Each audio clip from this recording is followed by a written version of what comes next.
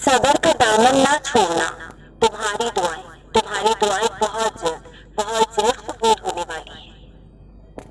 کیا پتا تمہارے نصیب میں وہی لکھا ہو جو تم دعا میں مانگ رہے ہو۔ تو بس مایوس نہ ہو اور رب سے مانگتے رہو، وہ ان قریب تمہیں عطا کر دے گا۔ تم چھوڑ دو سب اللہ پہ، وہ خیر کا معاملہ کرے گا۔ دعائیں کرنا کبھی نہ چھوڑنا، وقت کا حالات بدلیں گے اور دعاؤں پر جلد ہی کن کہہ دیا جائے گا۔ قسمت تو اللہ نے لکھی ہے، پھر غلط تو ہو ہی نہیں سکتی نا۔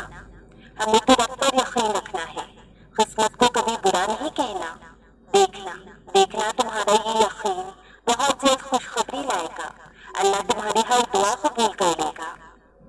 اپنی زندگی سے شکوے اور مایوسی نکال دی، اللہ آپ سے خوش ہو کر بہت جلد آپ کی تمام دعائیں قبول کر لے گا۔ ابھی تو وہ مقام بھی آنا ہے جہاں اللہ پاک نے تمہیں تمہاری مانگی ہوئی ہر چیز سے نواز دینا ہے۔ جب کوئی دوست آپ کو اپنا راز بتائے تو سمجھ لیجیے کہ وہ اپنی عزت آپ کو امانت دے رہا ہے، لہٰذا کبھی بھی اس میں خیانت نہ کیجیے۔ جو مشکلات فرض چھوڑنے پر آتی ہیں وہ نفل اور وظائف نہیں ٹال سکتے، فرائض پوری کرنی ہی پڑیں گی۔ دعائیں جتنا وقت لیتی ہیں ان کی قبولیت اتنی ہی خوبصورت ہوتی ہے، اس لیے دیری سے پریشان نہ ہوگا وہی جو آپ چاہتے ہیں۔ انشاءاللہ بہت جلد اللہ کن کہہ دے گا اور تمہارے صبر کا صلہ مل جائے گا۔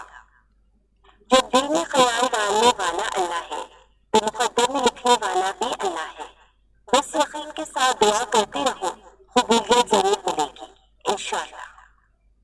تم شب کی تنہائی میں رب سے مانگو، وہ دن کی روشنی میں تمہیں کسی کا محتاج رہنے نہیں دے گا۔ تمہاری ساری حاجات پوری ہوں گی انشاءاللہ۔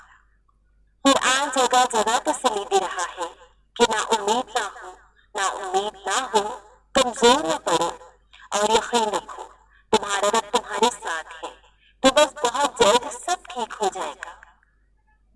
جب آپ کو بظاہر کوئی امید نظر نہ آئے تب بھی اگر آپ اللہ سے امید لگائے رکھو تو اللہ ساری دعائیں سن لے گا، پریشانی اور بے سکونی دور کر دے گا۔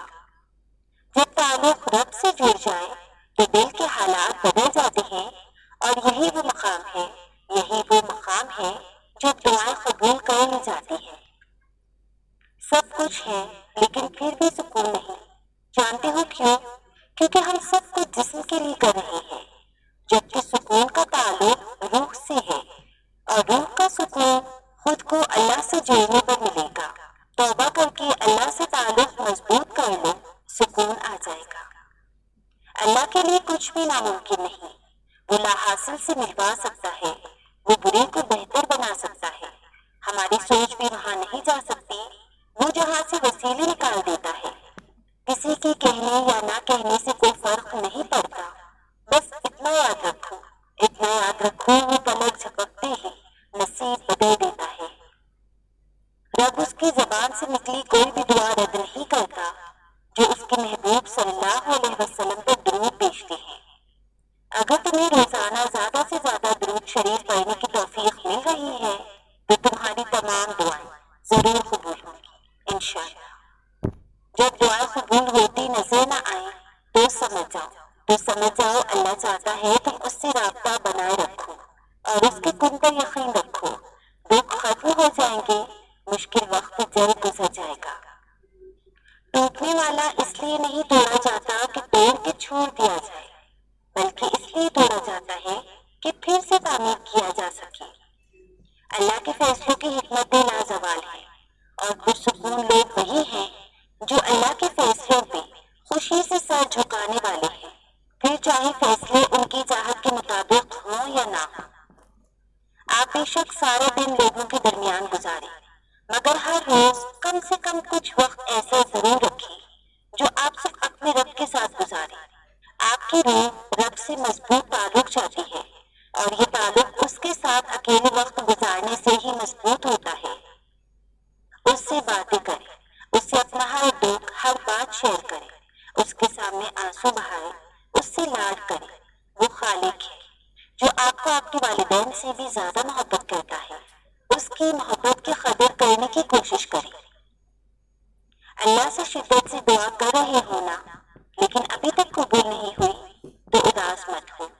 ایک تو اللہ تمہیں مانگتا دیکھ کر خوش ہو رہا ہے، اور دوسرا وہ تمہیں بہترین وقت پر دینا چاہتا ہے۔ تو تم یقین کے ساتھ دعا کرتے رہو، قبولیت ضرور ملے گی انشاءاللہ۔ پورے یقین کے ساتھ دعا کرو، تمہارا رب ہے نا، وہ المجیب ہے، یعنی دعائیں سننے اور قبول کرنے والا، وہ تمہیں خالی ہاتھ نہیں لوٹائے گا۔ مشکل وقت کسی پر بھی آ سکتا ہے، اگر آپ مشکل میں کسی کی مدد کرو گے تو اللہ آپ کو آنے والی مشکلات سے محفوظ رکھے گا۔ شدت سے دعا مانگ